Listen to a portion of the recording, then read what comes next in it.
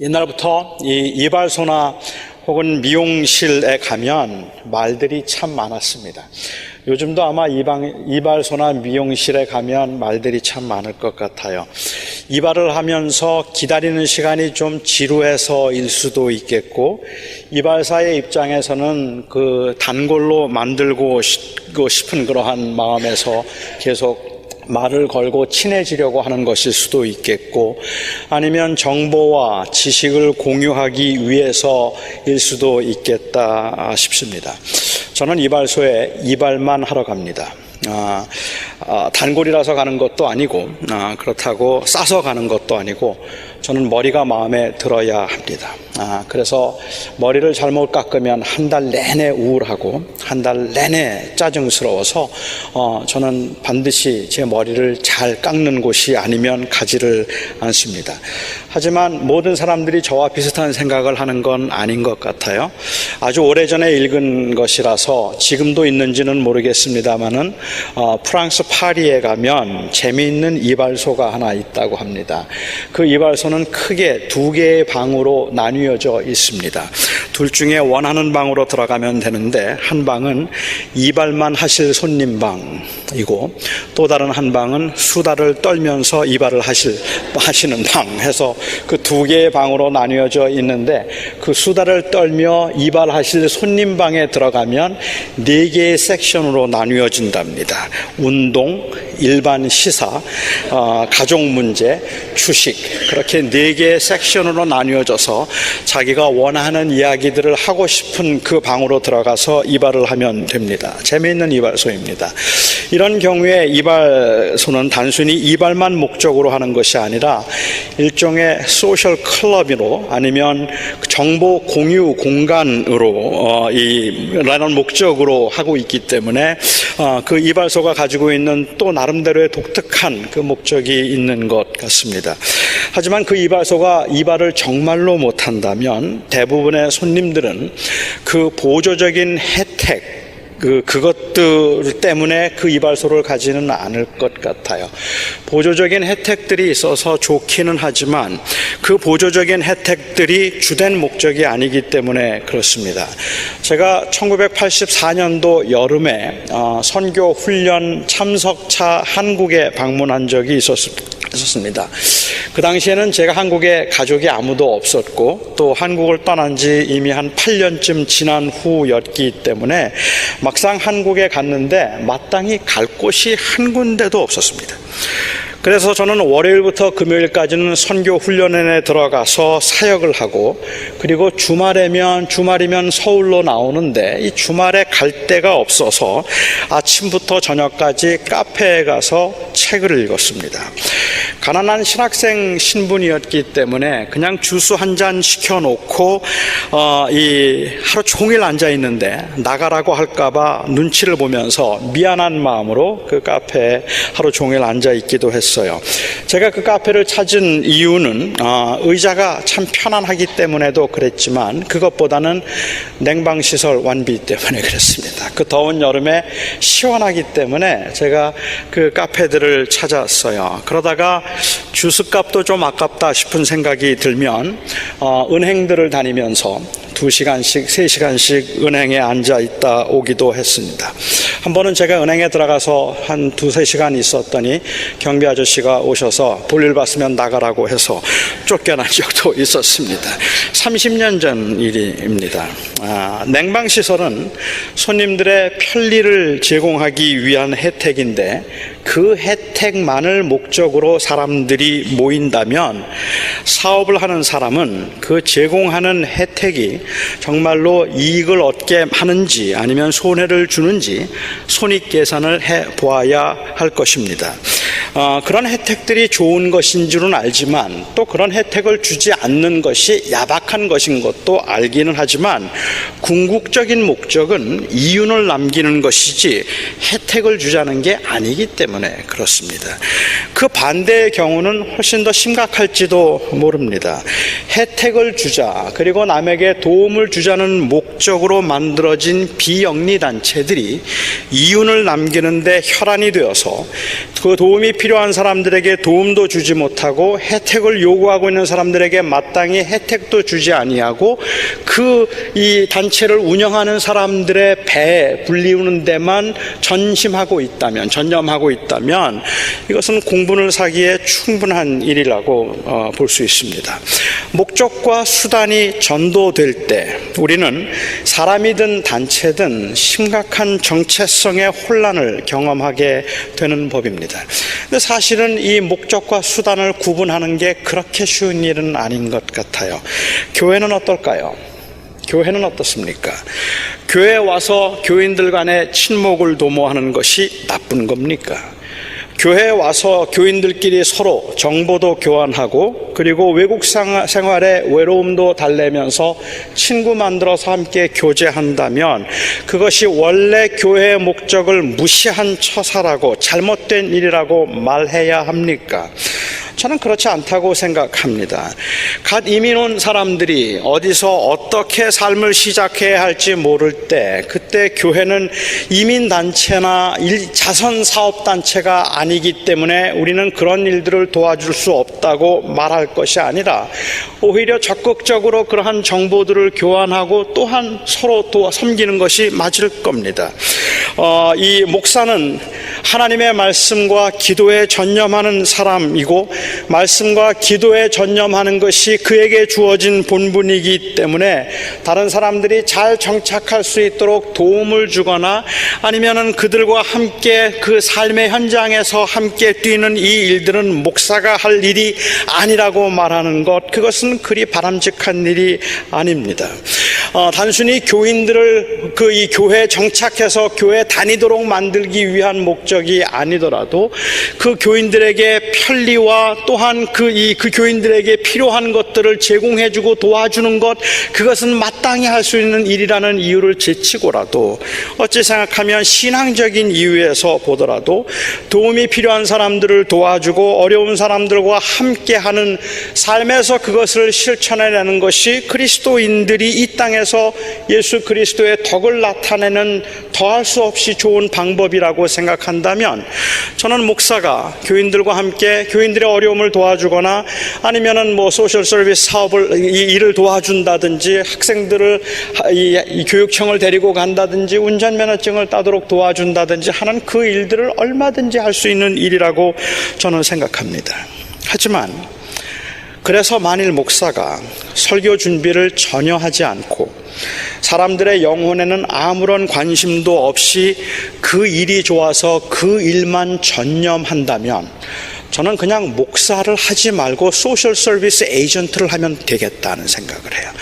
소셜 서비스 에이전트를 하는 것도 나쁜 일은 아니고 목사 못지않게 귀한 일이라고 생각하기 때문에 그 일 쪽으로 할 때가 있으면 그 일을 하는 것도 마땅할 거라고 저는 생각합니다.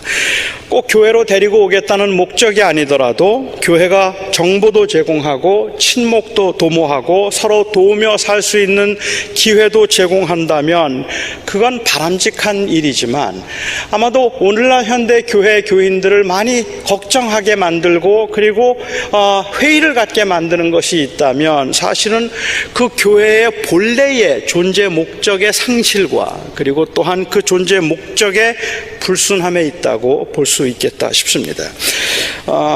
현실에서 목적과 수단을 구분하는 건 이미 말씀드린 것처럼 그렇게 쉬운 일은 아니겠지만 교회가 무엇인지 그 정체성을 우리가 조금 더 확실하게 살펴보고 알아야 될 필요는 있겠다 싶어요. 요한복음이 기록될 때는 초대교회가 시작되어서 자리를 잡고 초대교회가 생기고 약 한 30년에서 늦게는 50년 정도의 세월이 지났을 때였다고 짐작합니다. 당시 30년, 50년 정도의 역사를 가지고 있는 교회들이 그 안에 이미 벌써 이단적인 그 가르침들이 많이 들어와 있어서 교회를 시끄럽게 했다는 것도 문제이지만 그것보다 더 심각한 문제는 교인들이 역동적인 신앙 고백과 헌신이 아닌 제도와 형식에 점점 더 익숙해져 가기 시작했다는 것입니다. 여러 다양한 목적으로 사람들이 교회에 들어오기 시작하고, 그리고 또한 성장의 유혹은 그러한 다양한 목적들을 합리화시키기에 충분했고, 교회는 가장 중요한 교회의 본질인 사랑과 믿음을 잃어버렸습니다. 이렇게 정형화되어 가고 있는 교회의 모습을 보면서 예수님의 제자로서 마지막까지 살아있던 이 사도 요한은 요한복음을 기록했습니다. 저는 이 교회가 점점 더 정형화되기 시작하고 필요하고 중요한 것임에도 불구하고 그것이 마치 본질인 것처럼 조직에 얽매이기 시작하는 교회들을 보면서 사도 요한이 어떤 심정이었을까 하는 그 요한의 심정으로 오늘 말씀을 한번 읽어보고 싶었습니다. 세례 요한이 이 예수님을 세상 죄를 지고 가는 하나님의 어린 양이라고 증언한 다음 날 예수님이 또다시 요단강 근처에 나타나셨습니다.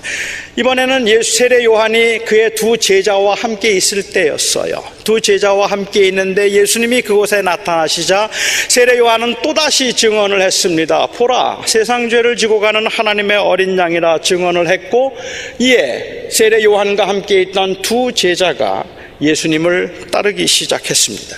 한 사람은 베드로의 형제였던 안드레였고, 또 다른 한 사람은 본문에서는 이름을 밝히고 있지 않지만 요한복음에서 자신의 정체를 드러내지 않았던 요한복음의 저자인 요한이었을 것이라고 짐작합니다. 세례 요한의 제자였던 이 안드레와 요한은 예수님이 하나님의 어린 양이라는 그 세례 요한 자기 선생의 증언을 듣고 예수님을 따르기 시작했습니다. 왜 예수님을 따를까요? 어쩌면 현대인들이 가지고 있는 의식구조에서 생각을 해본다면 이 두 형제들, 이 제자들이 조금 야속하다는 생각이 들기도 합니다. 아무리 세례 요한이 그렇게 말을 해도 그렇지 어떻게 자기 선생을 두고 다른 선생을 따라갈 수 있단 말입니까? 어떻게 그 자기 선생이 말했다고 두고 그냥 그 예수님에게 관심을 가지고 따라가는 건 배반이기도 하고, 그것은 그 조직을 제대로 세우는 데 있어서는 치명적인 그런 문제가 될 수도 있을 것 같아요. 단순한 호기심 때문만은 아니었을 겁니다. 이들이 가지고 있던 영적인 일에 대한 관심, 메시아에 대한 관심이 바로 이 예수님을 따라가게 만들었다는 것을 요한이 말하고 싶어 하는 것 같아요. 그들의 관심은 세례 요한에 대한 충성이나 관계 혹은 조직의 소속이 아니었다는 말입니다. 어떤 조직에 속해서 어떤 위치에 있는가 하는 것이 중요한 것이 아니라 그들에게 중요한 것은 바로 영적인 것이었다는 말입니다. 그러니까 세례 요한을 배신하는 것도 아니고 더 이상 상종하지 않았던 것도 아닙니다. 그들은 예수님이 하나님의 어린 양이라는 증언을 듣고 그 예수님을 따라갔습니다. 그래서 예수님을 따라다녔는데 주님께서 그들을 대면해서 하신 질문이 재미있습니다. 그렇게 제자들이 따라오는 것을 보고 주님께서 무엇을 원하느냐 하고 물으셨어요. What do you want? What are you seeking? 무엇을 구하느냐, 무엇을 원하느냐. 자꾸만 주님을 따라다니는 스토킹하는 것이 너무 귀찮아서, 그래서 주님께서 돌아보시면서 뭘 원하는데? 라고 이렇게 물었던 건 아닐 겁니다. 볼트만이라고 하는 신약학자는 이 질문은 예수님께 나아오는 자들이 제일 먼저 해야 할 질문이고, 이 질문은 예수님께 나아오고자 하는 그 사람들이 제일 먼저 해야 할 첫 번째 대답이라고 했습니다. 요한은 당시 교회를 향해서 지금 이 질문을 하고 있는 겁니다. 무엇을 원하느냐? 무엇을 원하느냐? 예수님을 찾는 사람들이 무엇을 원하느냐는 말입니다. 교회를 찾아온 사람들이 무엇을 원하느냐는 말입니다. 요한은 그의 복음서 요한복음 전체를 통해서 이 질문을 상당히 심각하고 상당히 심오하게 다루고 있습니다. 나중에 우리가 조금 더 자세하게 살펴보겠지만 예수님께서 오병이어의 기적을 베푸셔서 보리떡 5개로 5,000명의 사람 남자들을 먹이셨을 때 그 많은 사람들은 흥분해서 예수님을 찾아와 예수님에게 자기들의 왕이 되게 해달라고 했습니다. 예수님이 그들의 왕이 되게 해달라고, 우리의 왕이 되어달라고 부탁을 할 때 예수님께서는 말씀하시기를 너희가 나를 찾는 것은 먹고 배불렀기 때문이라고, 너희가 원하는 것은 떡을 구하는 것이라고 그렇게 주님께서는 말씀하셨습니다. 물론 이 떡은 이 세상에서의 성공과 형통, 안전, 반전을 의미했습니다. 예수님을 만났던 사람들이 예수님에게 생수를 원한다 했습니다. 예수님을 만났던 사람이 예수님에게 부귀를 원한다 했습니다. 사람들은 이 세상에 사는 동안에 자기들이 필요한 것들을 채워줄 수 있는 하나님을 원하십니다. 압니다. 인간이 얼마나 약한지. 너무 약하기 때문에 그것들을 원하죠. 지금도 하나님께서 우리들에게 무엇을 원하느냐고 말하면 우리가 마음속에 있는 우리의 마음속에 들어있는 가장 우선적인 이 요청이 있다면, 주님, 돈 원합니다. 주님, 건강을 원합니다. 주님, 직업을 원합니다. 제 신분을 좀 확실하게 해결해 주시기 원합니다. 이러한 것들을 원할 수밖에 없는 인간의 연약함을 아세요. 주님이 아십니다. 그래서 주님께서는 떡을 주셨고, 주님께서는 보게 해 주셨고, 주님께서는 물을 주셨습니다. 하지만 요한복음을 보면 지속적으로 동문서답을 하는 것처럼 보이는 것은, 예수님께서 그렇게 떡을 주기도 하시고 물을 주기도 하시고 보게 하기도 하시지만, 주님께서 궁극적으로 그들에게 주고자 하셨던 것은 바로 영원한 생명이었다는 말입니다. 주님께서 그들에게 주고자 하시는 것은 바로 이 진정한 자유였다는 거예요. 그런데 사람들은 일시적이고 눈에 보이는 것들만을 원하기 때문에 요한복음에서는 지속적으로 동문서답을 하고 있는 것들을 볼 수 있습니다. 주님을 따라왔던 두 사람에게 주님께서 물으셨습니다. What do you want?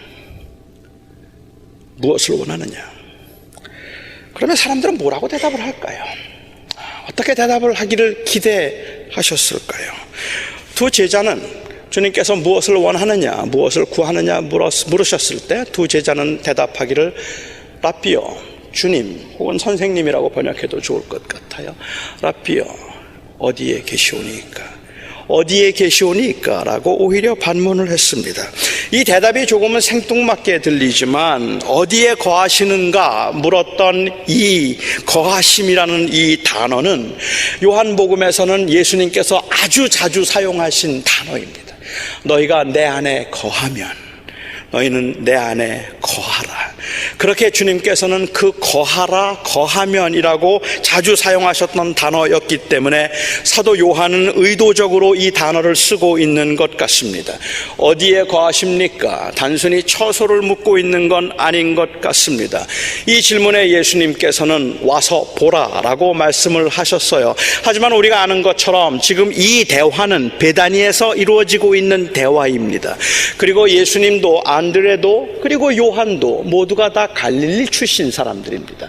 이들이 어떤 이유에서 왔든지, 명절 때 온 것인지, 아니면 세례 요한에게 세례를 받기 위해서 온 것인지, 세례 요한의 제자가 되기 위해서 온 것인지는 모르지만 그들의 고향은 원래 갈릴리예요. 그래서 그들은 지금 예수님께서 임시로 잠시 머무는 곳에 지금 오게 된 것이죠. 그런데 와 보라라고 말씀을 하신 것은 이제 단순히 내가 있는 처소를 가르쳐 주시고 그 처소에 함께 있도록 하기 위함은 아니었던 것 같아요.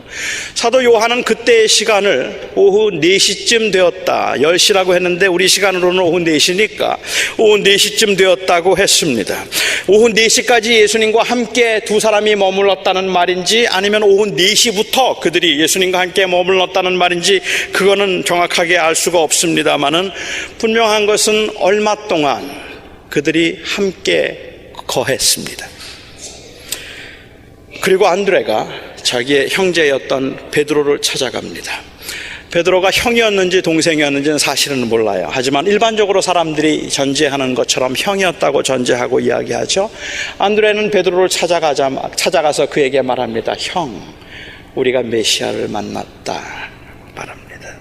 그리고는 베드로를 예수님에게 데리고 왔고 그 형제가 다시 주님을 만났습니다. 마태복음에서 예수님께서 제자들을 부르시는 장면을 보면 아마 여러분들도 석연치 않다는 생각을 하셨을 겁니다. 갈릴리 바닷가에서 열심히 고기를 잡고 있던 이 베드로와 안드레에게 예수님께서 갑자기 나타나셨어요. 그리고는 그들에게 나를 따르라, 내가 너희를 사람 낚는 어부가 되게 하겠다라고 말씀하시고, 이 두 사람은 생전 처음 보는 사람에게 홀려서 그물과 배를 버려두고 예수님을 즉시 따랐다라고 그렇게 기록하고 있기 때문에 도대체가 이해가 되지 않습니다. 예수님이 어떤 카리스마를 가지고 말씀하셨길래, 예수님은 어떤 분이었길래 그냥 이 그물을 치고 그리고 이 고기를 잡고 있던 그 사람들에게 너희는 이제 나를 따르라 말씀하시니 즉시 그물과 배를 버려두고 예수님을 따를 수 있었을까? 나를 따르라면 무조건 따르는 이 절대적인 순종을 보여준다고 말한다면 이건 너무 무모하다는 생각이 들어요. 때로는 이 사건을 가지고 어떤 분들이 설교를 하면서 예수님을 따르는 것은 이와 같이 극단적인 것이어야 되고 이렇게 무모할 정도로 절대적이어야 된다고 이야기를 하고, 나를 따르라라고 주님께서 말씀하시면 그냥 가지고 있던 것을 다 버려두고 주님을 따를 수 있는 이것이 제자됨이라고 강조하는 그러한 설교도 혹시 여러분들도 들어보셨을지 모르겠습니다. 저는 예수님을 따르라는 것이라면 그것도 좀 이해가 되는데, 많은 경우에 그 말은 목사를 따르라는 말처럼 들려서 그래서 또 애석하기도 합니다. 그러나 우리는 그 예수님께서 지금 그 제자들에게 너희는 나를 따르라고 말씀하신 이것이 그냥 무모한 순종을 요구하는 것이 아님은 바로 요한복음의 사건을 전제로 할 때는 그것이 그렇게 무모해 보이지 않는 충분히 가능한 순종임을 알 수 있습니다. 원래 세례 요한의 제자로 메시아의 이 메시아를 기다리는 일에 깊은 관심을 가지고 있던 베드로와 안드레 그리고 요한은 예수님이 세상 죄를 지고 가는 그 이 어린 양이라는 그 세례 요한의 증언을 듣고 예수님을 따라갔습니다. 그리고 예수님과 일정 시간 동안 함께 머물면서 교제를 가졌습니다. 안드레는 세례 요한이 증언했던 하나님의 어린 양 메시아라는 그 증언이 확실하겠다는, 분명하다는 그러한 확신을 가지고 자기의 형이었던 베드로를 찾아가서 우리가 메시아를 만났다고 그가 증언을 하고 형을 데리고 예수님에게 왔습니다. 예수님은 당시 시몬이었던 그 이 안드레의 형을 보자마자 이 안드레의 이름을 이제는 내가 너를 게바라고 부르리라, 바꿔 말하면 내가 베드로라고, 베드로라는 이름을 처음으로 예수님께서 이 베드로에게 지어 주셨습니다. 그리고 예수님과 제자들은 다 함께 고향인 갈릴리로 갔고, 거기서 예수님께서는 본격적인 사역을 시작하시면서 이제 안드레와 베드로에게 너희는 나를 따르라, 내가 너희를 사람 낚는 어부가 되게 하겠다고 말씀하신 것입니다. 그러니까 복음서에서는 예수님이 제자들을 부르시는 사건부터 시작하고 있는데, 이 공간복음에서는, 요한복음에서는 주님이 부르시기 이전에 예수님과의 만남에서부터 시작을 합니다. 저는 이것이 사도 요한이 다분히 가지고 있던 의도였다고 생각을 하는 거예요. 무조건적인 순종 이전에 그들이 부름을 받아서 사도가 되었다는 이 사실을 말하기 이전에 예수님과의 인격적인 만남이 먼저 있었다는 것을 말하기 위해서라는 말입니다. 이 제자들이 목숨을 걸고 복음의 사도가 된 것은 교세의 확장과 사도로서의 직분의 권위를 가지고 힘을 가지기 위해서 그런 것이 아니라 영원한 생명과 그리고 영원한 하나님의 나라에 대한 관심에서부터 비롯된 것이었다는 것을 요한은 말하고 싶었다는 말입니다. 예수님의 공동체는 처음부터 이 세상에서의 형통과 성공이 아니라 영원한 나라와 생명에 대한 관심으로 시작된 것이었다는 것을 말하기 위해서입니다. 물론 그렇게 주님을 따랐던 제자들이 흔들리지 않았던 것 아닙니다. 때로는 생명의 위협에 예수님을 부인하기도 했고, 때로는 배고픔에 불평하기도 했습니다. 때로는 아무것도 눈에 보이지 아니하고 손에 잡히지 않아서 두려워하기도 했고, 때로는 세상에서의 인정에 우쭐하기도 했고, 세상에서의 인정을 목말라 하기도 했습니다. 하지만 그 연약함과 그 죄 가운데서도 그들이 주님을 끝까지 따를 수 있었던 것은 주님과의 만남 때문이었습니다. 그 주님 안에 거하고 싶은 그 열망 때문이었습니다. 안드레가 베드로를 찾아가서 형, 내가 메시아를 만난 것 같아 라는 그 고백에는 설렘이 있었고, 이 세상에서 영광을 누리고자 그 떡을 오병이어의 기적을 베푸신 예수님을 붙들고 예수님에게 우리의 왕이 되어달라고 부탁을 하고, 예수님의 그 거절에 실망해서 수많은 사람들이 다 주님을 떠날 때 주님께서 너희도 가려느냐라고 물으셨고, 그때 베드로가 생명의 말씀이 주께 있사오니 우리가 네게 가오리까라고 대답했더니 이 베드로의 대답에는 생명에 대한 확신이 있었습니다. 무엇이 제자를 만듭니까? 교회 다니는 것이 제자가 되게 하는 게 아닙니다. 직분이 제자가 되게 하는 게 아닙니다. 목사가 되면 제자가 되는 게 아닙니다. 진지하게 믿음 생활을 해보고자 하는 많은 사람들이 답답해하는 게 도대체 무엇입니까? 교회가 원래의 목적과 원래 그 존재의 목적을 상실해버린 것 같다는 것 아닙니까? 그 필요한 것들임에도 불구하고, 꼭 있어야 되는 것들임에도 불구하고 그 직분과 조직에 매여서 오히려 생명을 잃어가는 것 같은 그 교회의 모습에 너무나 많은 사람들이 답답해하고 안타까워하고 있는 건 아니냐는 말입니다. 불신의 죄와 그리고 그 연약함을 마치 혼동하는 듯이 혼동을 해서 전혀 다른 동기로, 아니 아주 불순한 동기로 목사가 되려고 하고, 처음부터 주님을 사랑하는 마음은 아예 없이 성공해서 잘 살아보겠다는 목적으로 목회를 해도 인간은 약해서 그런 것이라고 합리화시키고 있습니다. 은혜에 대한 감사와 감격 없이 사람들에게 섬김을 받고 다른 사람들에게 인정받기 위해서 교회에서 직분을 갖고자 함에도 불구하고 인간은 누구나 다 그렇게 약한 것이라서 시간이 지나면 괜찮아질 것이라고 아무렇지도 않게 직분을 주고 있습니다.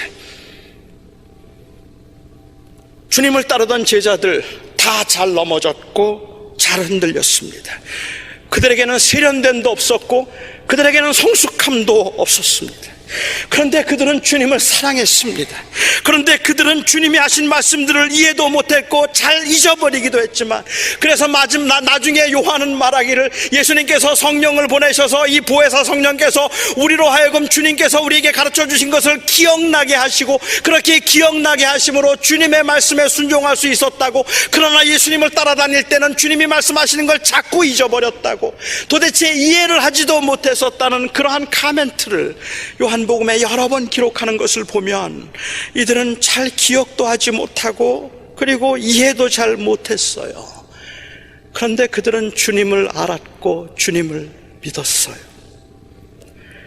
주님을 따르던 제자들은 완벽한 사람들이 아니라서 영원한 곳을 사모한다고 바라본다고 하면서도 눈에 보이는 것들에 마음이 빼앗기기도 하고 위축되기도 했습니다. 그러니까 영원한 것에 관심도 없이 하나님의 은혜를 사무치게 사모하지 않아도 제자가 될 수 있다는 의미는 아니었다는 말입니다. 사람은 다 그렇게 약하고 부족한 것이니까 눈에 보이는 것에 마음을 빼앗기고 살아도 된다는 의미는 아니었다는 겁니다. 불신앙과 그리고 불신과 연약함을 혼동하고 있는 이 사회가 문제가 있다는 말입니다. 아니에요. 예수를 주라고 고백할 수 없으면 직분을 받으면 안 되는 거예요. 예수를 위해서 내가 살겠다는 그러한 헌신의 마음이 없다면, 예수를 위해서 살겠다는 그러한 우선적인 그 궁극적인 동기가 확실하게 세워져 있지 않다면 목사하면 안 되는 거예요. 안 되는 거예요. 비록 목사가 되고 난 다음에도 그리 살지 말겠다고 다짐을 하면서도 눈에 보이는 것 때문에 넘어지고, 그리고 순간순간 화의 치밀어 분노하기도 하고 실수하기도 하고 쓰러지기도 하고 세상의 유혹에 빠지기도 하지만, 그럼에도 불구하고 주님께서 너 무엇 원하느냐 물으시면, 내가 원하는 게 무엇이냐고 물으시면, 나 돈 원해요. 나 명예 원해요. 나 이 땅에서 세계 제일 큰 교회 한번 해보는 거 원하는 거고, 나는 인정받기를 원하는 거예요. 나 그런 거 원해요 라고 대답할 수 없어서, 그러한 유혹이 있음에도 불구하고, 그 연약함으로 인해서 한번 가져봤으면 좋겠다는 유혹이 있음에도 불구하고 주님께서 무엇을 원하느냐고 물으시면, 주님 어디 계십니까? 주님 안에 거하고 싶습니다. 주님 안에 거하고 싶습니다. 주님 어디 계십니까? 이 대답을 할 수 있는 것이 제자란 말입니다. 그래야 제자란 말입니다. 주님 어디 거하십니까? 주님과 함께 있고 싶습니다. 대답할 수 있는 사람들, 와서 보라는 주님의 음성을 듣고 주님을 붙들고 그 안에 거하기로 작정한 사람들, 이 사람들이 주님의 제자들입니다. 주님을 사랑하던 제자 요한이 교회를 보면서 느꼈던 그 안타까움과 답답함은 당시에 그 교인들이 완벽하고 철저하게 제자의 삶을 살아내지 못하는 데서 비롯된 것이 아니라, 예수님과의 인격적인 만남, 영적인 만남이 없이 자기의 편리와 유익을 따라서 예수님을 사육하는 것 같은 모습, 그것에서부터 비롯된 것이었습니다. 아무리 교회가 성장하고 아무리 교세가 커져도 그것은 주님의 교회가 아니었고, 아무리 열심을 내고 봉사를 해도 그것은 주님과 상관이 없는 곳이었습니다. 그래서 예수님께서 성만찬을 통해서 제자들과 성만찬의 그 예식을 통해 교회의 제도와 의식을 세우는 것을 강조했던 공관복음과는 달리, 예수님께서 요한복음에 보면 마지막 날 밤에 주님께서 하셨던 일은 성찬을 베푸신 일이 아니라 제자들의 발을 씻기신 일을 기록하고 있습니다. 교회가 뭔가 잃어버렸기 때문입니다. 교회가 뭔가 중요한 것을 잃어버렸기 때문에 그런 겁니다. 그런데 그렇게 잃어버린 것도 모를 만큼 무감각해져 버렸습니다. 이 시간에도 우리 주님이 우리에게 물으실 겁니다. 무엇을 구하느냐? 무엇을 원하느냐? 힘들고 아프고 불안하지만, 세상은 너무 복잡하고 너무 어수선해서 하루하루가 불안해 견딜 수 없을 만큼 두려움이 있지만, 그래도 주님께서 저에게 무엇을 원하느냐 물으시면, 주님 어디 계십니까? 그게 우리의 대답이었으면 좋겠습니다. 주님 안에 머물고 싶습니다. 이 세상살이가 너무 힘들고 지쳐서 주님이 그렇게 사무치게 그립습니다. 주님 어디 계십니까? 우리는 주님을 원합니다.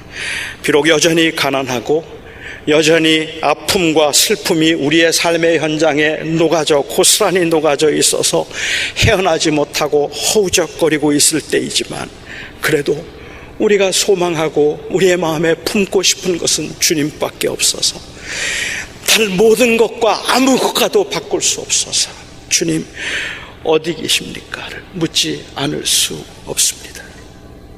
제자들에게는 이 고백이 있었고, 이 만남이 있었고, 그리고 이 사랑이 있었습니다. 그래서 그들은 제자였던 것입니다.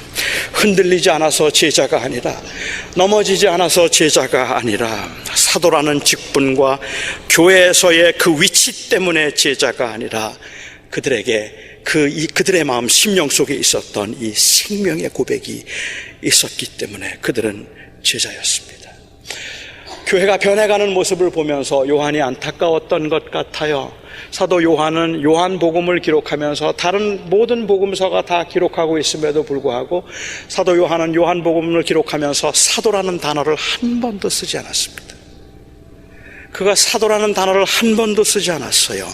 이미 그때쯤이면 이 거룩한 직분에 힘이 들어가서 직분의 목적과 수단에 혼동이 있었기 때문이고, 교회에서는 그 어떤 것보다도 주님을 향한 생명의 고백이 무엇보다 우선해야 됨에도 불구하고, 그 생명의 고백보다 오히려 그 위치와 직분이 우선되는 것 같은 모습을 보았기 때문에, 중요한 것임에도 불구하고 필요한 것임에도 불구하고 그것이 궁극적인 목적과 우리의 궁극적인 소원을 오히려 가리우는 것이 되었다 싶기 때문에 요한은 그의 복음서에서 사도라는 단어를 쓰는 것조차도 거부했던 것 같습니다. 오늘도 저와 여러분은, 그리고 이 교회는 이 질문 앞에 진지하게 서야 할 것입니다. 무엇을 원하십니까? 주님이 물으실 겁니다. 무엇을 원하느냐? 그리고 주님께서 와서 보라 말씀하실 때 따라갈 수 있는 열정과 애정으로 우리 모두 대답할 수 있기를 바랍니다. 주님 어디 계십니까? 주님 어디 계십니까? 주님 어디에 거하십니까? 알죠? 왜 모르겠어요? 주님이 우리에게 지금 오셔서 뭐 원하냐고 말씀하시면, 주님 조금만 더 여유 있는 삶을 살게 해주세요. 주님 우리 아이들 좋은 대학 가게 해주세요. 주님 저에게 건강을 주세요. 주님 저의 신분을 해결해 주세요. 너무 답답하고 사무칠 만큼 너무 힘들고, 그리고 그 가운데 허우적거리는 자신의 모습이 너무 싫어서 하나님 제발 저에게 그것 좀 주세요라고 그렇게 말하고 싶지만, 그럼에도 그 깊은 바닥에 있는 우리의 고백은, 저의 고백은, 여러분의 고백은 이 모든 것들을 원하지만 주님만큼은 아닙니다. 주님, 어디 계십니까? 기도하겠습니다.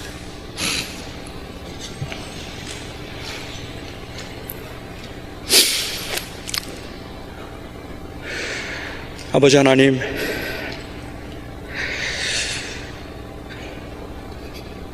정말 주님을 원하는데,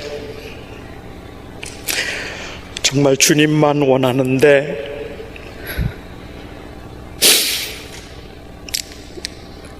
눈에 보이는 것들 때문에 어느 때는 너무 낙심이 되고, 어느 때는 너무 화가 나고, 어느 때는 너무 지치기도 합니다. 그럴 때마다 주님, 내가 무슨 제자인가 싶고, 내가 무슨 하나님의 사람인가 싶고, 내가 무슨 은혜를 아는 자인가 싶어서 자꾸 낙심이 되고 오히려 불평과 원망이 더욱 깊어져 가기도 합니다. 그러나 주님, 주께서 오늘도 저희들을 찾아오셔서 주님, 무엇을 원하느냐 물으신다면 우리 마음 깊은 곳에 있는 간절한 소원, 그 고백이 있습니다. 주님을 원합니다. 주님, 어디 거하십니까? 어디에 계십니까? 우리 사랑하는 성도들의 그 답답한 삶의 현실에서 오늘 주님 어디에 계십니까를 물을 수 있는 이 대답이 회복될 수 있기를 간절히 소원합니다. 주님 도와주시옵소서. 예수님의 이름으로 간절히 기도하옵나이다.